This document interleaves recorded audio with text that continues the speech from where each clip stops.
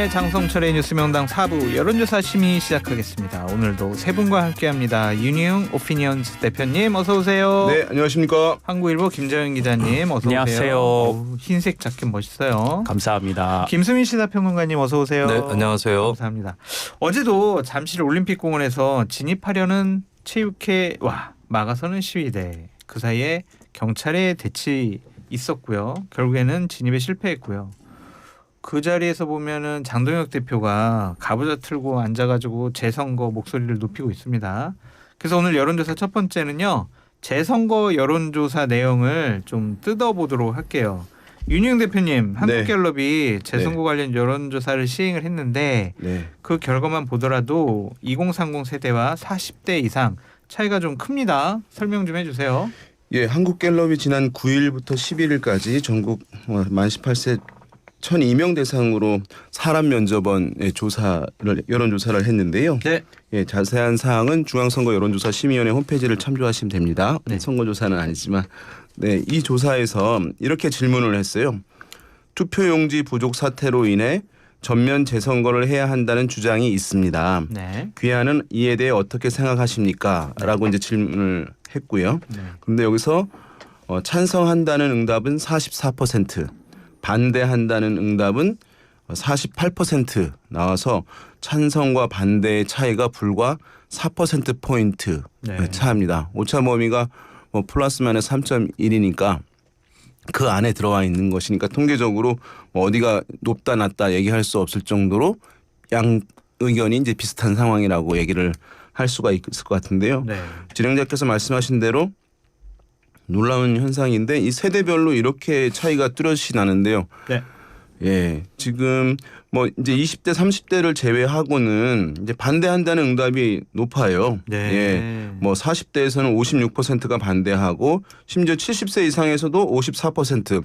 이렇게 40대, 50대, 60대, 70세 이상이 비슷하게 나오는 것도 흔치 않은데 이 사안에서는 40대 이상, 70세 이상 모든 그 연령대에서는 반대한다는 응답이 비슷하게 나와요. 높게. 네.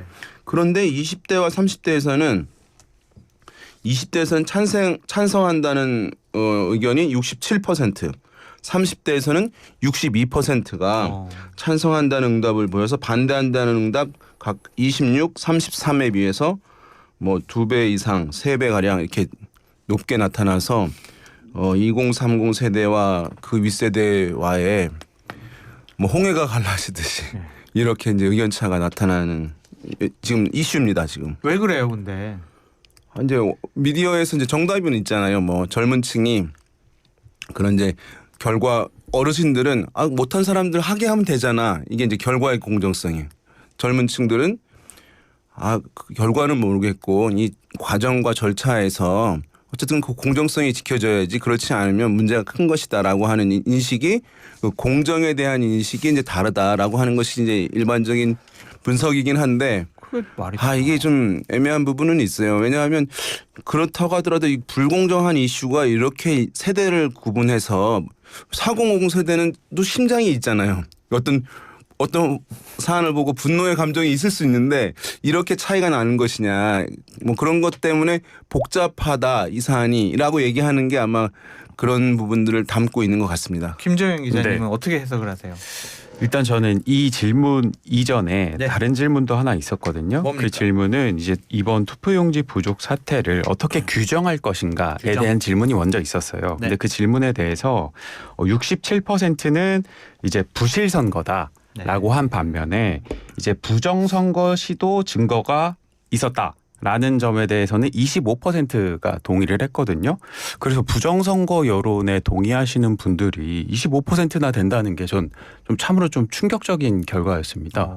그래서 이게 선거를 잘 관리해야 될 선관위가 이런 부정선거 여론을 키웠다는 점에서 다시 한번 선관위를 규탄하지 않을 수가 없고 이번 국회에서 정말 일벌백계를 해야 되지 않나 싶고요.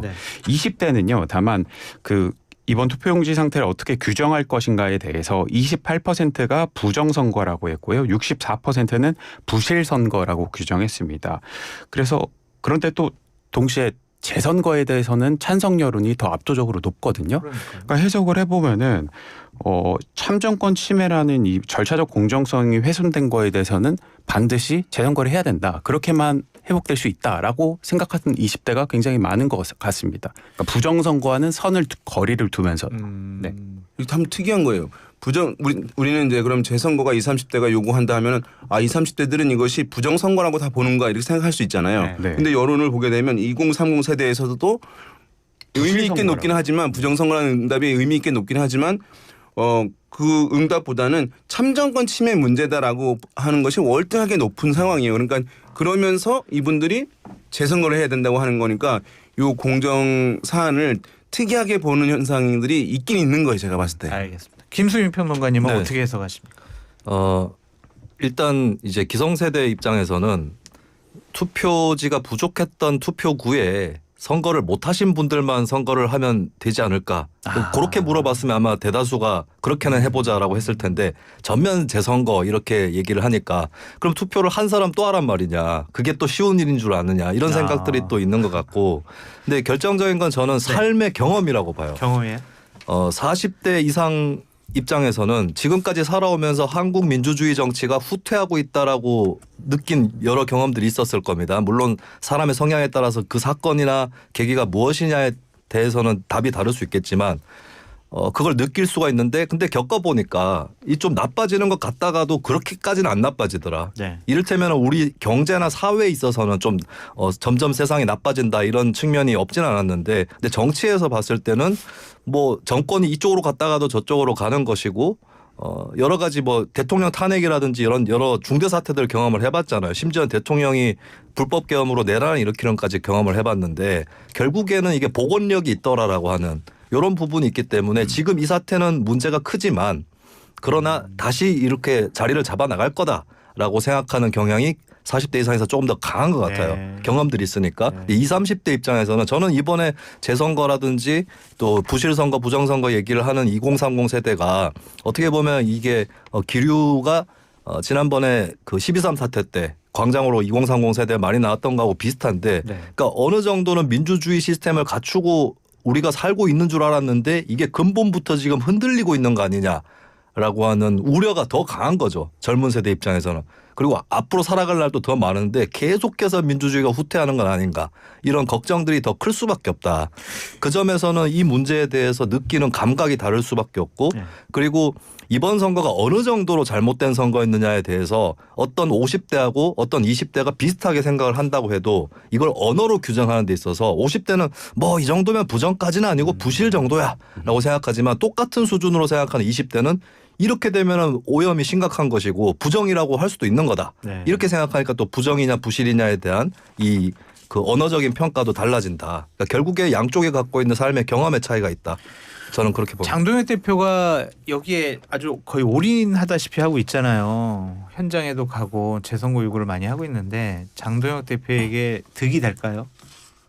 이러한 분위기에 네. 편승하고 휩싸이고 주도하고 선동해 나가는 게 도움이 돼요? 장동혁 대표가 대변을 하는 거는 이 전반적인 이번 선거에 대한 비판 여론을 대변한다기보다 예. 잠실 개표소를 대변을 하고 있고 그 잠실 개표소도 시위 초창기에 비해서도 점점 부정선거 음모론이나 이쪽의 농도가 짙어지고 있거든요. 그러니까 그쪽을 대변하는 거기 때문에 이거는 스펙트럼이 넓습니다. 이번에 항의하는 시민들은. 네. 한쪽에서는 정말 극단적으로는 이것 봐라 이번에도 부정선거였다 이런 사람들이 있는 반면에 대다수의 시민들은 뭐 부정선거까지는 아니라 할지라도 이건 심각한 문제다. 선관위의 해체 수준의 개혁이 필요하다. 이런 여론들이 좀 대다수라고 볼 수 있는데 네. 근데 대다수 여론을 대변한다기보다는 극단적으로 그 시위 현장에서 나타나고 있는 그 여론을 대변하고 있고 근데 이거는 이번 선관위를 강하게 비판하는 시민들 사이에서도 그 시위는 소수로 그칠 가능성이 크거든요. 네. 그렇게 봤을 때는 장동혁 대표는 정치적 이익을 입는 게 아니라 그냥 대변해왔던 사람들을 또 대변하는 그 정도의 수준이라고 저는 그렇게 봅니다. 저는 이게 바람직한 것이냐 아니면 효과가 있냐 이거 양자를 분리해서 봐야 된다고 봐야 되거든요. 그러니까 효과는 있을 것도 같아요. 왜냐하면은 아까 여론조사에서 봤듯이 2030은 재선거를 주장하시는 분들이 더 많잖아요. 네. 그리고 현재 정치권에서 장동혁 대표만큼 재선거를 주장하는 정치인이 없습니다. 그렇죠. 그렇기 때문에 거기에 호응한 것은 맞는 것인데 과연 근데 2030의 이런 분노가 어떻게 구체화되는 건 또 다르기 때문에 조금 그러니까 바람직하냐. 그러니까 내가 분노를 해서 여론조사에 이거 재선거 해야 돼라고 응답하는 것과 어떤 책임 있는 야당 대표 정치인이 재선거를 해야 돼. 이거는 아무리 2030이라고 하더라도 좀 다른 관점에서 바라볼 것 같아요. 그렇기 때문에 2030은 또 정치 과잉이나 이런 거 음모론이나 이런 건 더 싫어하기 때문에 장기적으로 바람직하냐라는 면에서는 아니기 때문에 그 효과에 대해서도 조금 지켜봐야 될 것 같습니다. 거치에 대해서 공세를 받고 있는 장도영 대표 입장에서는 이제 방패들이 여러 가지가 생기고 있는 상황이에요. 정치적 방패가. 이제 이런 지표들 여론에도 내 의견하고 동일하잖아. 대통령 평가 좀 안 좋아지고 있잖아. 우리 정당 지지율 올라가고 있잖아. 뭐 이런 것들이 보호할 수 있는 지금 방어막들이 막 생기고 있어서 말씀하신 대로 그것이 옳다는 평가는 이제 절대 할 수 없겠습니다만 정치적으로 버틸 수 있는 힘이 최근에 좀 막 생긴 느낌입니다. 저는 조만간에 판가름이 날 거라고 보는 게 어떤 판가름이요? 어떤 기관이든 간에 이 조사는 실시를 해볼 것 같아요. 지금까지는 이번에 투표용지 부족 사태에 대한 국민들 여론을 많이 물어봤잖아요. 네. 앞으로는 또 추가될 수 있는 이슈가 네. 그러면 저렇게 잠실 개표소에서 시위하는 거에 대해서 어떻게 생각하느냐. 그러니까 크게 두 가지로 보면은 처벌해야 될 업무 방해냐. 보장받고 존중받아야 할 시위냐. 이렇게 물어봤을 때 거기서 다시 또 새로운 판가름이 날 수 있다. 시위는 괜찮은데 네. 그 체육관 안으로 못 들어가게 하는 거 그거는 네. 법적으로 처벌받아야 되는 그러니까 거 저는 아닌가? 2030 네. 세대가 거기에도 민감할 거라고 그래요? 봐요. 이번에 펜싱 국가대표들이 네. 칼을 못 가져가서 남의 칼을 빌려서 그러니까요. 그렇게 투표소로 들어갔거든요. 네. 이건 공정한가라고 했을 때 맞습니다. 저는 뭐 이거 조사는 안 해봤지만 제가 예측하기로는 2030 세대 다수가 네. 그 잘못된 일이다. 그렇죠. 남의 기회를 뺏은 것이다. 이렇게 대답을 할 것 같아요. 김수민 평론가님에게 요거 간단히 여쭤보고 다음번 주제로 넘어갈게요. 정치 성향별로 보면 국민의힘 지지 응답자의 62%가 재선거 찬성. 근데 더불어민주당 지지 응답자 중 65%가 반대예요. 이게 정치 성향별로 이렇게 극단적으로 내용이 다르거든요. 이거 네. 어떻게 해석해야 돼요? 이거는 뭐 어느 정도 예측했던 결과가 예측했어요? 네, 원래 그러니까 저는 이번에 2030 여론도 2030 세대가 새로 뭐 새삼 각성을 했다기보다는 평소에 생각하던 대로 이번에 연장선상에서 생각을 했다고 보고 네. 그 마찬가지로 왜 정치 성향별로 다르냐고요. 근데 원래 생각했던 것이 강하기 때문에 네. 생각했던 대로 생각하는 경향이 강한 국민의힘 거고. 지지자들은 이거는 네. 부정선거, 부실선거기 때문에 이건 재선거해야 돼. 민주당 지지 성향들은 아니야. 뭐 이걸 재선거해. 그게 60몇 % 정도면 아주 심하다고 볼 수도 없다. 저는 그렇게 3분의 봐요. 2잖아요. 그래도. 80% 90%가 아닌 게 어딥니까? 알겠어요. 근데 그런 게 있고 그다음에 이제 지금 여당이 어디냐 네. 이것도 좀 중요한 것 같아요. 그러니까 여당 입장에서 더 책임론이 더 가는 거잖아요. 선관위가 독립기구로 할지라도 그러면 이제 여당 지지자 입장에서는 그게 그렇게 큰 문제냐 방어적으로 가는 것이고 방어적으로. 야당 지지자는 좀 공세적으로 가고 이런 차이가 있겠죠. 알겠습니다. 윤희용 대표님, 네. 민주당 당대표 선호도 여론조사가 나왔는데 네. 김민석 총리가 가장 높은 지지도가 나왔네요. 좀 설명 좀 해주세요. 예, 오마이뉴스가 여론조사 기관 STI에 의뢰를 해서 지난 9일, 10일 양일간 조사를 했습니다. 자동응답 방식으로 조사를 했는데요. 민주당 차기 당대표 후보와 관련해서 지지 후보를 물었는데요. 뭐 이런 조사는 이제 민주당 지지층의 여론이 네. 중요하니까 민주당 지지층에서만 놓고 봤을 때 이제 타이틀은 생략하겠습니다. 김민석 34.8, 정청래 20.3, 우원식 14.3, 송영길 13.8, 김용민 4.7 이런 순으로 나타났습니다. 어떻게 분석하세요? 지금 민주당 지지층 여론에서는 어쨌든 지금 당대표인 정청래 대표보다 김민석 총리가 좀 높게 나오는 것이 지금 확인이 되었는데 이게 이제 양자 대결에서도 질문이 있었어요. 네. 그래서 민주당 지지층에서만 놓고 봤을 때 양자 대결 김민석 정청래, 김민석 58.7, 정청래 26.4. 네. 예, 거의 뭐 2배 넘는 차이가 났고 민주당 지지층과 무당층만 놓고 봤을 때는 김민석 53.2, 정청래 23.4. 그래서 격차가 큰 상황인데 2배 정도 난다고 보면 되겠네요. 이게 이제 민주당 지지층이라고 하지만 어쨌든 이제 여론조사 방식인데 이제 여기서 이제 문제는 뭐냐 하면 당원들이 있는 것이고요. 그다음에 이 민주당 지지층이 당원들과 가까울 가능성은 있어 보이지만 예전에는 그게 이제 유사성이 굉장히 사실은 컸는데 최근에는 괴리가 사실은 큰 부분이 있어요. 당원들의 어떤 밀도, 집중도 아니면 차별성 이거 차이가 워낙 이제 큰 상황이어서 여론조사에서 민주당 지지층과 구분이 좀 많이 되는 부분이 어느 정도일 것이냐. 이 부분은 약간 베일에 쌓여 있어요. 왜냐하면 당원들 조사가 원활하게 될 수 없거든요. 당원 명부가 이제 활용이 안 되는 부분이니까. 예측은 어떻게 하세요, 윤희영 대표님? 제가 봤을 때는 이게 이제 이런 흐름일까요? 이런 흐름은 아닐 것 같아요. 아니에요? 왜냐하면 그 이제 이른바 정청래 대표 당권파라고 부르는데 정청래 대표를 도와주고 있는 이제 배경 그룹들이 있잖아요. 네. 이제 김어준 씨도 있고 뭐 유시민 작가도 있고 한데 이것은 예전에 이제 이명박 정부 때부터 사실은 상당히 끈끈하게 이것이 다져져 온 지지층이라고 볼 수 있어요. 제가 봤을 땐 당원들이. 네. 그래서 그 당원들 같은 경우는 지금 저 친청이냐 친명이냐 둘 중에 하나를 선택해야 된다. 어디를 버려야 한다고 하면 제가 봤을 때는 정청래 대표 쪽을 버리는 게 쉽지 않을 것 같아요. 그래요?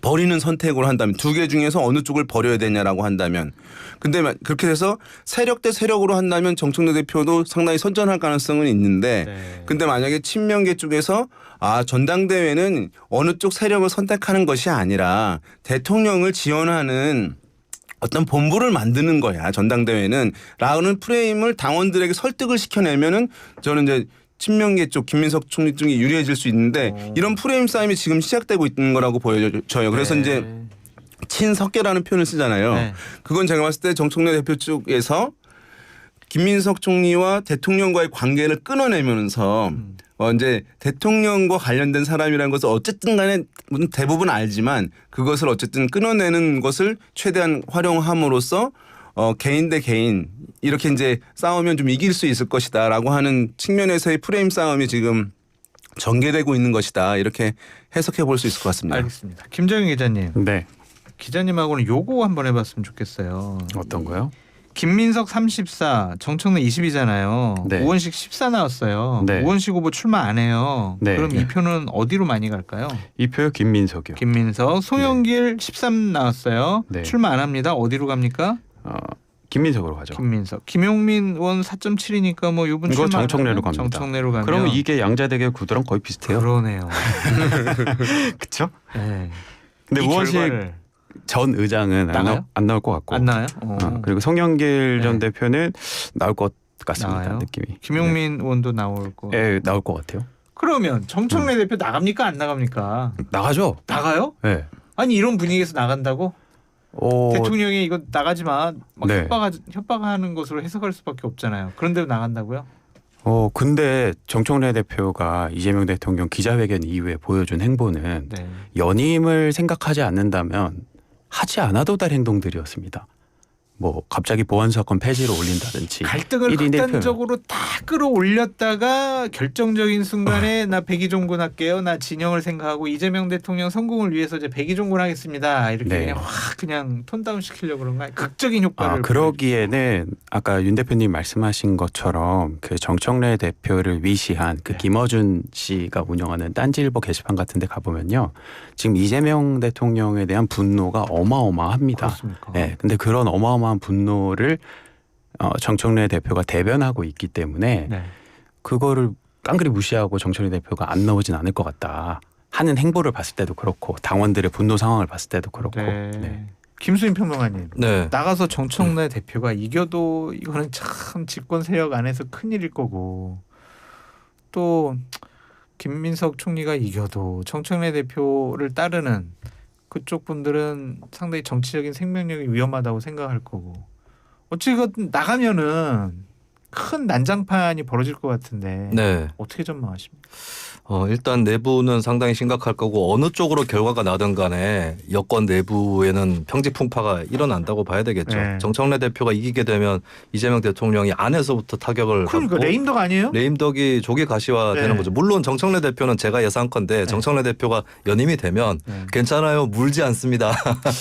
저는 이 대통령을 해치지 않습니다. 이렇게 말은 할 거예요. 그럴까요? 근데 이미 자존심과 체면이 손상이 크게 된 거기 때문에 네. 그리고 김민석 총리라고 하는 중요한 카드까지 던졌는데도 지게 된다? 이러면 이 대통령이 큰 타격을 입는 것이고 근데 거꾸로 정청래 대표 쪽이 진다고 했을 때는 이재명 대통령보다 우리가 더 주류야라고 생각하는 네. 그러니까 소위 최근에 문조 어뢰유로 표현되고 있는 이쪽에서 그냥 가만히 있지는 않을 거다라고 보고 또 어차피 대통령이 우리나라가 5년 단임제잖아요. 언제나 이 대통령의 권력은 중반기가 지날수록 여당 내에서도 퇴조를 하는 경향이 있었고 그러면 차기는 우리 거다. 이재명 대통령과 차별화된 주자를 우리가 내세워가지고 역전시키겠다. 이렇게 또 그 칼날을 벼르게 되겠죠. 그 점에서는 뭐 예전에도 비슷한 사례들이 있었습니다. 집권 여당 내에서 항상 그 사생결단식의 갈등이 있었고 이명박 박근혜 전 대통령도 그랬고 박근혜 전 대통령도 정부할 때 김무성 대표하고 유승민 원내대표하고 큰 갈등이 있었고 이런 식의 갈등 혹은 그 이상의 갈등이 여권에서 벌어질 가능성이 크죠.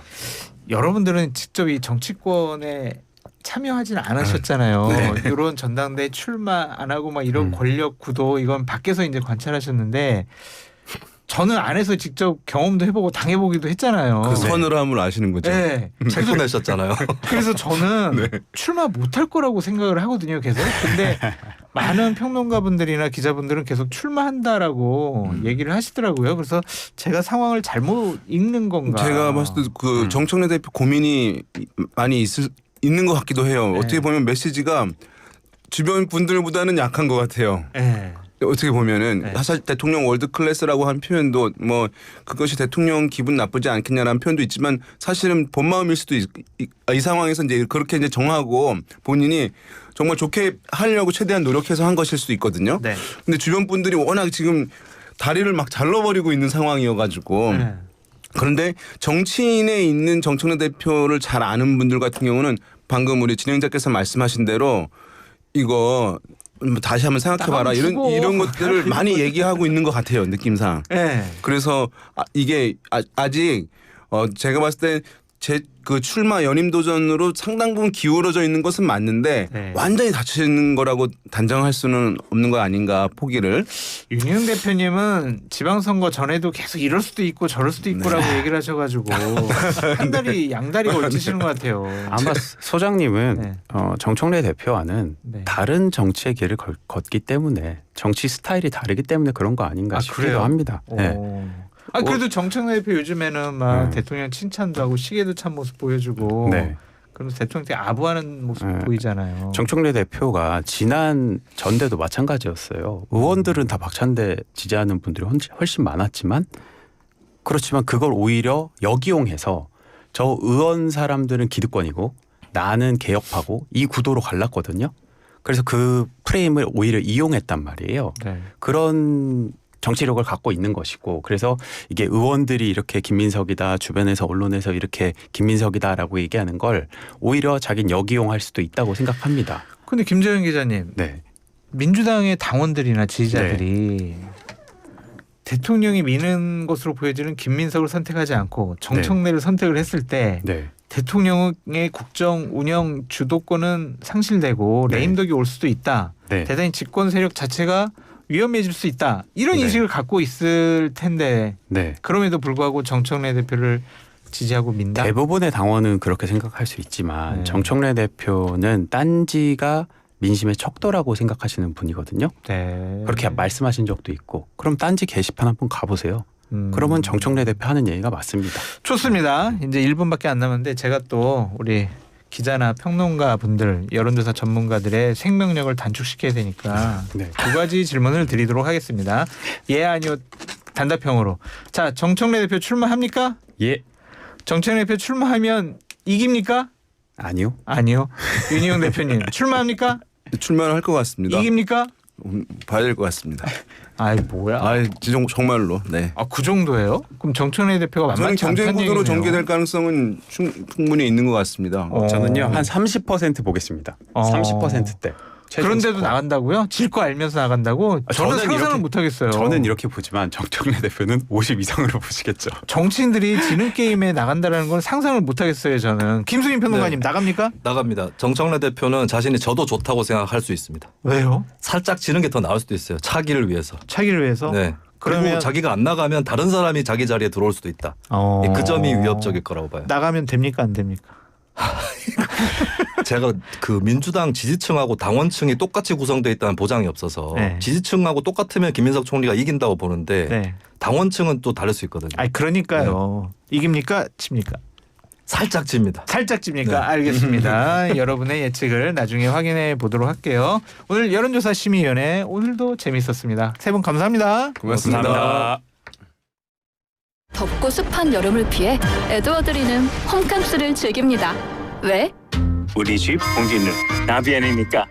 제습 환기 청정기가 습도를 낮추고 숙면 매트 사계절로 시원한 숙면 온도까지 여름을 쾌적하게. 공기가 다르네. 우리 집